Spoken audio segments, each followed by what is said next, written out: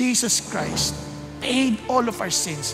At talagang, sinabi, yung muli niyang pagkabuhay, the mere fact na mabubuhay kang kasama niya, ibig sabihin, bayad din ang utang mo. Tinanggap mo na ba ang kabayaran ni Jesus para sa utang mo?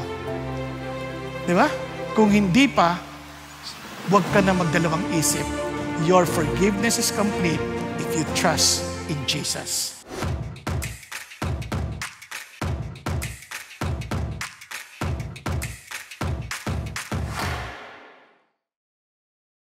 Sa ating pong panghuling pag-uusap, dahil ito po ay muling pagkabuhay, purihin ang Panginoon Diyos because the resurrection, sabi nga nila, love brings hope. Amen? Praise God. Alam niyo kung bakit? Hindi ito lamang ang Resurrection Sunday. Kasi linggo-linggo, the reason why the Christians gather and assemble themselves to worship God on the Sunday, on the first day of the week, because it's the Lord's day. Yun ang paalala nila that it was the Lord who resurrected on the first day of the week. Diba? Si Jesus na muling nabuhay, unang linggo, unang araw ng linggo. Kaya nga ho, linggo. Dati ho, mga Hudyo, Sabado sila nagtitipon, naalala ninyo? But the Christians, all of a sudden, sila nag-gather on a Sunday, on the first day of the week, reminding themselves that Jesus resurrected. So anong dapat natin gawin? Kasi dapat talaga ang pag-ibig nagbibigay ng pag-asa. Mahirap ang buhay na walang pag-asa. Hindi ka ma-excite sa buhay. Our love for God, the love that we have from Him, gives us hope. Amen? In the same way, ibibigay mo rin yung hope na yun. Pero paano ka makakatiyak na itong inaasahan mo mangyayari? Yun. Kaya ho, yun ating pag-uusapan. Itong resurrection na to, para lalong magkaroon tayo ng tamang pag-asa, dapat yung pundasyon natin matibay. Yung pinanggagalingan ng pag-asa natin matibay. Amen po? Pangalawa, yung matibay na yun, nagbibigay sa atin ng pananampalatayang tiyak. Now, bakit ko sinabi importante yan? Kasi when you give hope to people, at yung pananampalataya mo, kunyari, gusto mong tumulong, nagbibigay ka ng pag-asa, imposible kong gawin yan kung wala kang pananampalataya na ang Diyos gagalaw. And since our hope and our faith is certain, meron tayong tapang na gumawa ng nararapat. Nasusundan po. Mamaya papaliwanag ko sa inyo. Then, minsan, nawawalan tayo ng gana, nawawalan tayo ng pag-asa, inisip natin, lagi naman akong palpak eh. Lagi na lang ako nagkakamali. Huwag kang maglala, sabi ng Lord. This is your hope. It's not dependent on you. It is what Jesus Christ did. Your forgiveness is complete. Yun ang sinasabi niya. Then finally, because of such conviction, wow, my future is secured. Yun ang pinaka-importante. Now, isa-isahin natin. Simulan natin sa 1 Peter chapter 1.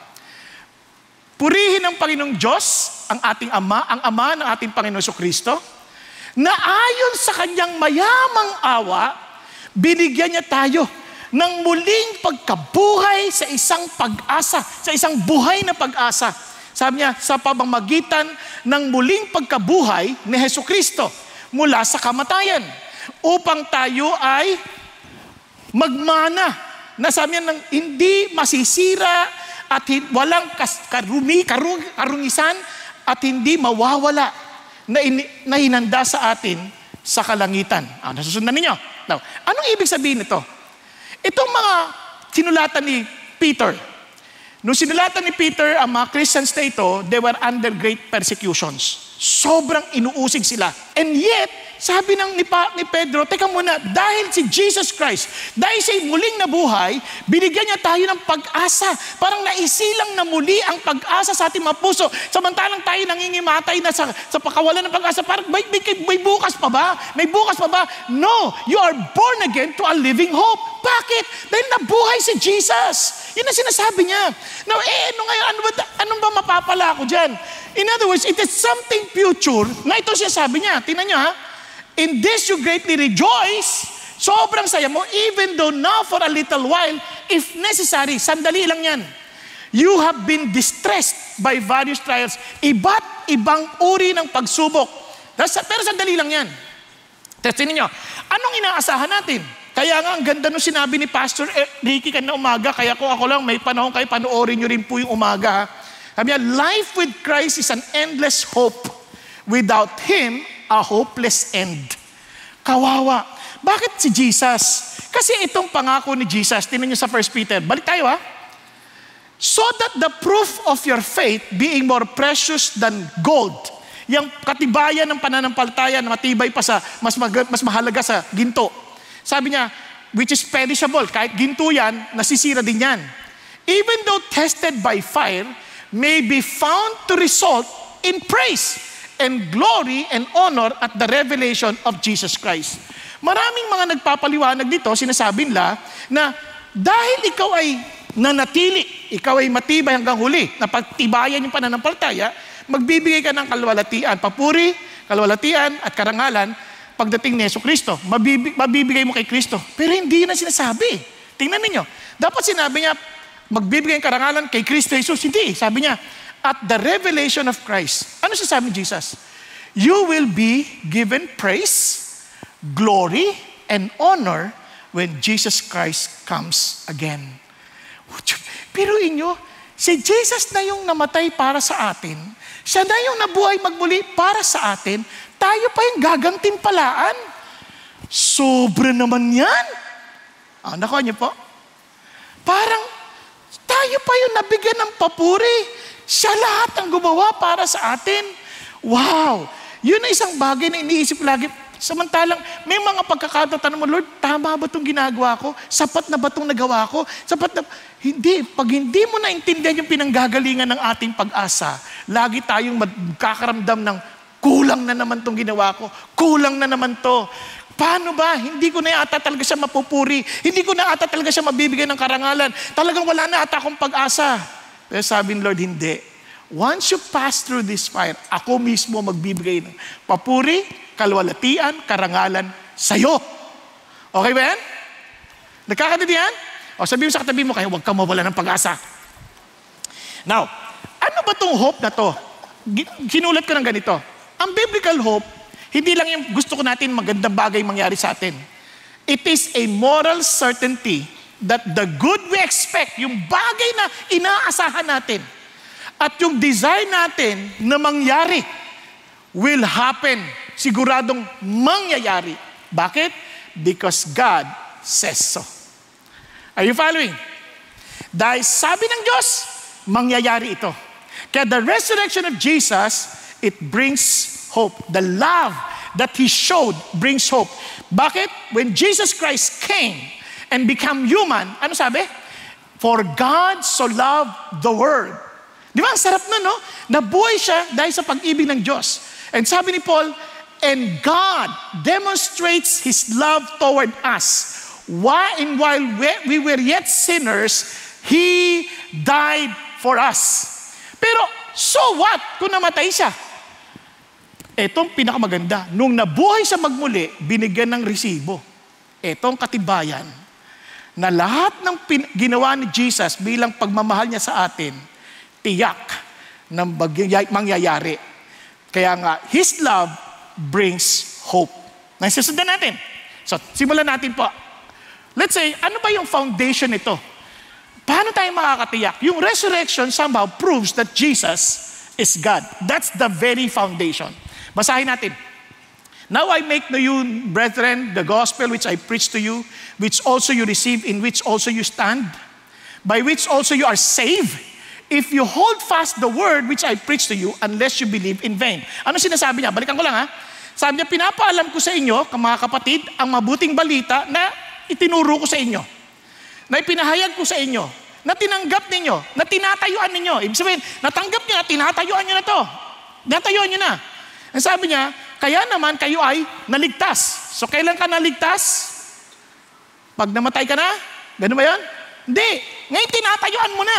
You are saved. Are you following? O, tuloy tayo ha. Kung pinangawa ka mo ng matindi, sabi gano'n, yung pinaliwanag ko sa inyo. Maliban na lamang, yung pinaniniwalaan nyo, walang kwenta. Kaya sabi ni Paul, papakita ko sa inyo na yung sinasabi ko sa inyo, may kwenta. Okay?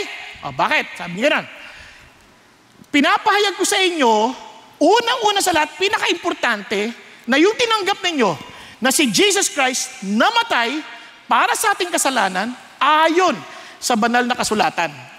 Sa madaling salita, hindi lang siya namatay. Dapat ayon sa banal na kasulatan. Sabi niya, at siya ay nilibing.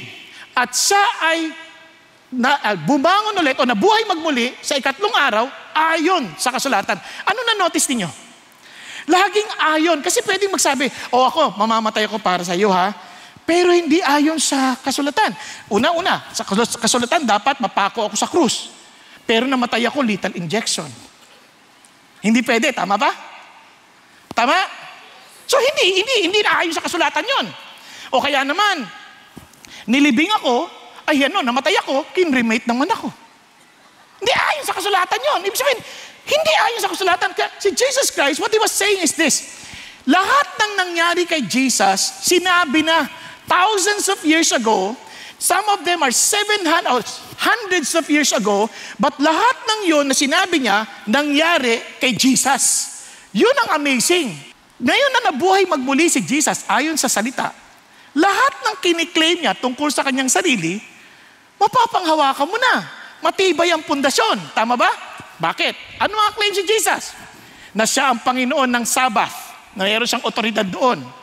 Na siya ay divine. Kaya tinuha niya yung pangalang I am, na sinasabi sa Bible, ako yun, yung Diyos, I am. Sinabi niya rin na siya lang ang tanging daan patungo sa Ama. Sinabi niya rin na equal siya with God. Sinabi niya rin na siya ang nakakita sa Ama. Sinabi niya rin, tuwing mayroon pong mga oportunidad na magsasamba yung tao, hindi niya sinasabi, oy, wag mo ko sambahin, tao lang ako. Wala siyang ganon, hindi niya kinokorek. Hinahayaan niya lang silang sambahin. Ginawa niya yon. Inangkin niya rin na siya ay galing sa langit. Inangkin niya rin na ang kapangyarihan para bumuhay mula sa mga patay. Inangkin niya rin na siya ang templo. Sirain mong templo na to, sa ikatlong araw, bubuin ko to ulit. Sinabi niya rin ang kalwalatian ng Diyos bago pa nilikha ang mundo. Sinabi niya rin na siya ay, to be sent from heaven. Siya pinapadala sa langit. Tapos, ito po, ang dami. And he claimed na kaya patawagin ng mga anghel. He claimed the authority to forgive sins. He assumed the authority to judge the world. Can you imagine? Lahat yan inaangkin ni Jesus. Tapos ito, he claimed to be perfectly sinless. Walang kasalanan. He claimed to know and was to know God. To him was to see God. And to receive him was to receive God. Pag tinanggap mo siya, tinanggap mo ang Diyos. Kiniklaim niya rin, siya at ang Ama ay iisa. Kaya muntik siyang batuhin hanggang mamatay dahil kiniklaim niya to be equal with God. Sa kanyang turo, consistently, dinedemonstrate niyang authority over the law. Tapos lahat ng yan, pansinin niyo mabuti, inaangkin niya lahat ng yan. Kung siya'y nabuhay magmuli, totoo yung inaangkin niya. Kasi pwede mong sabihin, kung di siya nabuhay ulit, wala palang kwenta yung inaangkin niya. Di pala totoo. Di ba? O ito. Pinagtibay din yan ni John, ni kanyang apostol. Sabi niya, in the beginning, sa simula pa, in the eternity past, kasama na ang salita. At ang salita ay kasama ng Diyos. At ang salita ay Diyos. Siya, mula pa sa simula, ay kasama ng Diyos. Lahat ng bagay ay nalikha sa pamamagitan niya. Kung wala siya, walang bagay na nalikha. Nasusundan ninyo? So ano sinasabi? Manlilikha siya. Sino to? Sino tong pinagtitibay ni Juan? Sa verse 14, pag binasa niyo dire-diretso, at yung salita naging tao at naging kasama namin. Nakita namin ang kanyang kalwalatian at ang kalwalatian ng kaisa-isang anak mula sa Ama. Punong-puno ng biyaya at katotohanan. O sino yan? Huwag ka agad magbigay ng pangalan. Basahin mo pa ulit. Pagtundan ka sa verse 17, for the law was given through Moses, grace and truth were realized through Jesus Christ. Ano sinasabi niya? Si Jesus Christ, yung salita na kasama ng Ama, na siyang Diyos, na siyang naglikha ng lahat ng bagay. Ganon din ang sinabi ni Pablo. Si Pablo, naalala si Pablo, galit na galit sa mga sumusunod kay Kristo, pinapapatay. Sabi niya, napagtanto niya, siya ang larawan ng hindi nakikitang Diyos. Sabi niya, siya ang pinakamahalaga sa lahat ng nilikha. Now, pakinggan niyo, itong firstborn of all creation, hindi ibig sabihin siya ang unang nilikha. Ang ibig sabihin niyan, siya ang pinaka-importante sa mga nilikha. Ibig sabihin, Tayo mga nilikha, importante, pinaka-importante si Jesus. Ganun ang ibig sabihin. Kaya yun ang ibig sabihin ng firstborn. At bukod pa doon, may tinatawag na the law of primogeniture, siya yung maglilinis ng lahat ng nilikha. So, nakukuha natin para maintindihan yung konteksto. For by Him, tingnan nyo, consistent na consistent. Same ang claim ni John, ang sinasabi ni Pablo. Sa pamamagitan niya, lahat ay nalikha. Lahat ng nasa langit, lahat ng nasa lupa, nakikita at hindi nakikita, maging mga nasa trono, mga nasa kapangyarihan, sabi niya, lahat ng yan ay nalikha sa pamamagitan niya at para sa Kanya. Are you following? Hello? Si John, si Paul, pareho ang sinasabi tungkol kay Jesus. Now, lahat ng yan, madiin nilang sinasabi dahil totoo ang sinabi ni Jesus. Now, ito, may papakita ko sa inyo, huwag kayo muna matutulog. Gising kayo, gising. Importante to. Bagong tipan lang yan . Sa lumang tipan, meron ba yan? Oo, tingnan nyo . Listen to me, O Jacob. Sino nagsasalta? Sino? Pakinggan. I am He. I am the first. I am also the last. Sino nagsasalta? Si God. Tama? Si God. Surely my hand founded the earth. Ako naglikha. And my right hand spread out the heavens. Ako ang nag-ano ng kalangitan. Sabi niya, when I call to them, they stand together. Pag tinawag ko sila, pag sinabi ko mga bituin, attention! Attention yan! Di ba? Pag sinabi ng Lord, tayo yan! Di ba? Tuloy natin sa verse 16. Come near to me. Sabi niya, lapit kayo sa akin. Listen to this. From the first, I have not spoken in secret. Mula pa sa simula, wala akong sinisikreto sa inyo, From the time it took place, I was there. And now the Lord God has sent me in His Spirit. Sino nagsasalta? Si God. Sino to si me? Has sent me. The Lord God has sent me and His Spirit. Napansin niyo ba yan? Kaya tingnan niyo sa Revelation. When I saw Him, I fell at His feet like a dead man. Bagsak siya. And He placed His right hand on me saying, huwag kang matakot. I am the first and the last. Yung nagsasalta sa Isaiah.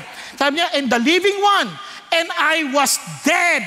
Referring to Himself, Jesus Christ. And behold, I am alive forevermore. And I have the keys of death and of Hades. Amen po. Now, anong ibig sabihin ngayon yan? Papaliwanag sa inyo. Sabi, everyone who hears these words of mine and acts on them may be compared to a wise man who builds his house on the rock. Ang tibay ng pundasyon. Yung bahay, ang tibay. Sabi niya, paano para kang nagtayo sa bato? Sabi ganoon, pero anong kondisyon? Yung pagtayo sa bato, kailangan makinig ka sa lahat ng sinasabi ko at gawin mo. And the rain fell, and the floods came, and the winds blew and slammed against that house. Yet it did not fall, for it had been founded on the rock. Kapatid, whether you like it or not, lahat tayo dadaan sa bagyo ng buhay. At ang problema pa, yung bagyo, minsan sabay-sabay kung dumating. Una, ulan muna, tapos may baha pa, tapos may hangin pa, at ang masama, tatama pa sa bahay mo. Napansin niyo ba yun?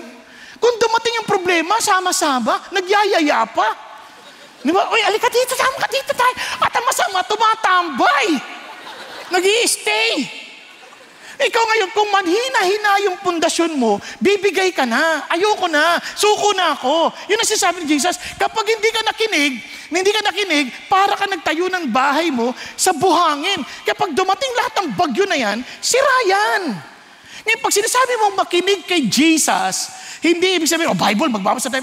Hindi lahat na nagbabasa ng Bible matatagpuan si Jesus. But pag natagpuan mo si Jesus, imposible hindi ka magbabasa ng Bible. Okay ba yan? Bakit ko sinabi? Kasi ang ibig sabihin niyan sa Lucas, itong pagkakasabi niya, why do you call me Lord, Lord, and do not do what I say? So madalit salita, when you do what He says, you are accepting Him as your Lord. Hindi lang basta Lord. Pansin niyo doble, Lord, Lord. Ibig sabihin, close kayo ni Lord. Kasi yung word na Lord, Lord, pag dinodoble, close kayo. Kaya yung sasabihin, Lord, if you call me Lord, Lord, and friend tayo, and Lord mo siya, you will do what He says. Hindi mo siya ipapahiya. Are you following? Alam niyo ba minsan, yan ang nakakalungkot. Our God, He does what He says. Tayo mga Christian, walang ebidensya. Minsan, mangangako tayo, magbabayad tayo utang, di tayo nababayad. Di ba? Hindi ko na kaya magbayad eh. Mali ka, hindi mo alam ang resurrection power. Kasi bakit ka mo? Ito sabi ng Bible, what is the surpassing greatness of His power toward us who believe? Ano yung pinakamatinding kapangyarihan working in those who believe in Jesus? They are in accordance with the working of the strength of His might, which He brought about in Christ when He raised Him from the dead and seated Him at His right hand in the heavenly places. Yan ang kapangyarihan. Kaya yung pundasyon natin, ang tibay. Kaya hindi sayang ang ating pananampalataya. Kasi if the foundation is firm, our faith is certain. Bagamat marami ngayon, tinisira nilang faith na yan. Tingnan nyo, if there is no resurrection of the dead, not even Christ has been raised. Tuloy tayo, and if Christ has not been raised, then our preaching is in vain. And your faith is in vain. Isipin mo, kung hindi nabuhay si Jesus, yung lahat ng ating pinaggagawa, yung pagpipreach ko, na hindi ka matutulog para mag-aral, yung mga ginagawa kong pag-abot, pagpunta sa ibang probinsya para na magsalita, walang kwenta yun. Kung hindi nabuhay si Jesus. Kasi sabi niya, your faith also is useless. Yung sabi niya, walang kwenta. Pero sabi ni Lord, hindi yan sayang. Kaya ito yung sabi ni Paul. Nagpakita kay Cephas, tapos sa 12. Tapos nagpakita rin sa 500, higit 500 ha. At one time, minsan lang kayo imposibleng mass hallucination, sabay-sabay kayo nahibang, nag-drugs kayo na sabay-sabay. Di ba? Imposible yun. Most of whom remain until now. Ibig sabihin, buhay pa sila. Pero kaya ito, hindi mo pwedeng ipipreach na si Jesus na buhay during that time na hindi naman talaga nabuhay. Di ba? Kaya natulog, hindi pa sila, matay, sabi niya, nagpakita kay James. Si James pa rin, tinukoy ng gusto, yung kapatid niya, hindi naniniwala kay Jesus yan eh. Nas naging pununo ng church ng Panginoon Jesus doon sa Acts 15. Then to all the apostles, lahat na. And the last of all, as to one untimely born, He appeared to me also. Grabe, wow. Meron ka ng katibayan. So ano to? Kaya si Paul, nung inuusig siya, kaharap niya sila Agrippa, sila Festus, Governor Festus. Sabi ni Festus, kasi hindi siya sabi, hindi sila nag-iisip. Pag-isipan mo mabuti, si Paul, hindi ordinaryong tao. He was a scholar. He was a philosopher. Kaya sabi ni Festus, Paul, nagiging baliw ka na because of your learnings, dahil aral ka ng aral. Kaya sabi ni Paul, sabi niya, in a loud voice, Paul, you are out of your mind. Your great learning is driving you mad. So kilala si Paul na matalinong tao. Nakukuha ninyo? Tapos sabi niya, Paul said, I am not out of my mind, my most excellent Festus, but I utter words of sober truth. Pinag-isipan ko ito. Sabi niya, for the king knows about these matters, and I speak to him also with confidence. Tapang to matapang kung sasabihin sa inyo, sabi niya. And since I am persuaded that none of these things escape his notice, for he has not been done in a corner. Hindi ito nangyari sa tabi-tabi.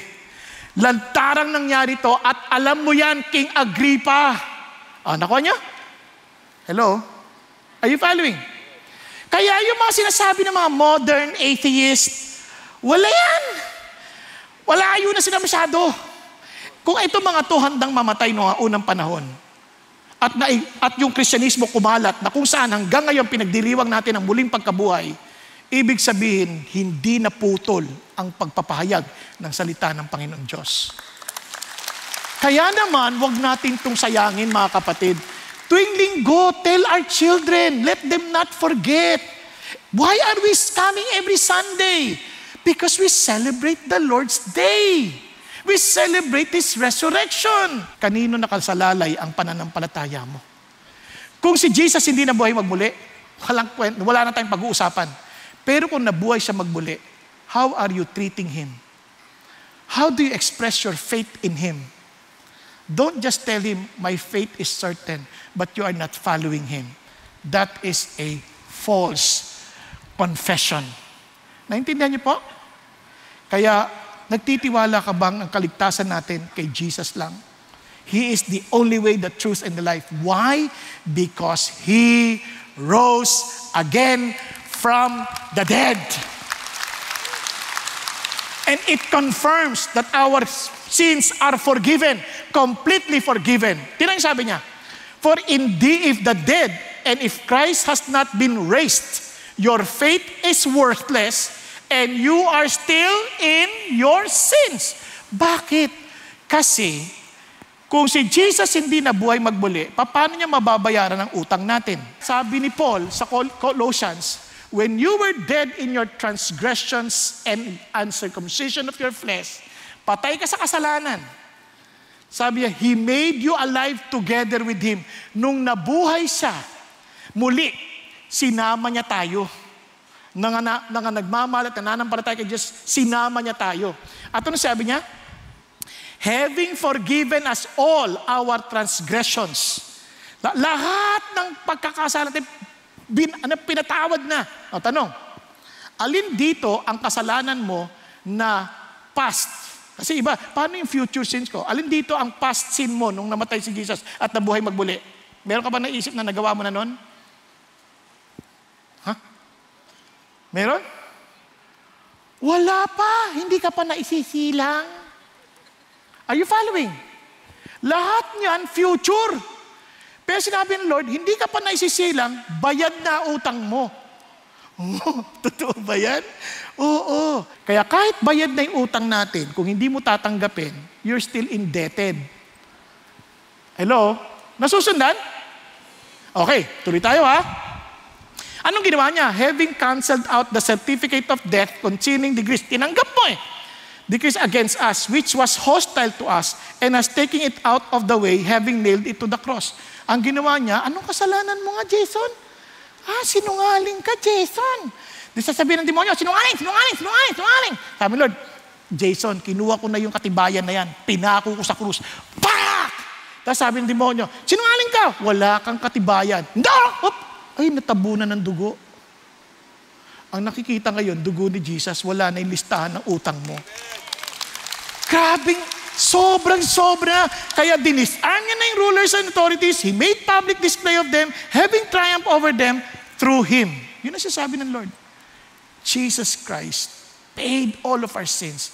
At talagang, sinabi, yung muli niyang pagkabuhay, the mere fact na mabubuhay kang kasama niya, ibig sabihin, bayad din ang utang mo. Bakit sabi sa katabi mo, tinanggap mo na ba ang kabayaran ni Jesus para sa utang mo? Di ba? Kung hindi pa, huwag ka na magdalawang isip. Your forgiveness is complete if you trust in Jesus. At makakatiyak ba ako? Of course, the foundation is firm. Of course, our faith is certain. Yun ang sinasabi ni Jesus. Kaya nga, therefore, there is now no condemnation for those who are in Christ Jesus. Kumbaga sa batas, napawalang sala na tayong lahat. Yun yung sinasabi ni Jesus na tetelestai, bayad na utang mo, fully paid. Kaya praise God. Dahil doon, ano sabi ni Jesus? Our future is secure. Hallelujah. Tingnan niyo naman. Behold, I tell you a mystery. Hindi lahat tayo matutulog. Praise God. Hindi ko tinutukoy ko, nakatulog kayo. Ang tinutukoy ko dito, sabi niya, hindi tayo lahat mamamatay. But, we will all change. Mababago tayong lahat. Alam kong hangad ng bawat isang nagmamahal kay Jesus, gusto na nating maging katulad ni Jesus. Kaya lang siyempre, minsan nakikita pa rin yung ating nakaraan eh. Pero hindi, sabi ni Lord, magbabago ka. Paano Lord? In a moment, in a twinkling of an eye. Hindi, para kang isang kislap pa talang. Oh, grabe, parang Kodak. Hindi na pala alam ang Kodak ngayon. Parang selfie. Isang kislap pa talang. Wow, bago na ako. Totoo ba to? And sabi gano'n, at the last trumpet, when Jesus Christ comes, for the trumpet will sound, and the dead will be raised, imperishable, and we will be changed. Hallelujah! For this perishable, itong nabubulok na katawan na to, itong maraming bilbil na katawan na to, itong nakakalbong ulo na to, we will be changed. Sabi niya, and put this mortal must put on immortality. Kaya sabi ng Panginoon, but when this perishable will have put on the imperishable, wala na yung mga nasisirang mga ugat sa loob na hindi ka na makalakad, tuhod na hindi mo na maitayo. Wala na. Then will come about the saying that it's written, death is swallowed up in victory. Sabi niya, oh death, Sabi niya, where is your victory, O death? Where is your sting? Asa na yung kamandag, yung poison? Kasi ganito yan, yung death, may poison yan na magpapatay sa atin to eternal death. Nakuha niyo po? O death. Sabi niya, where is your victory? O death, where is your poison?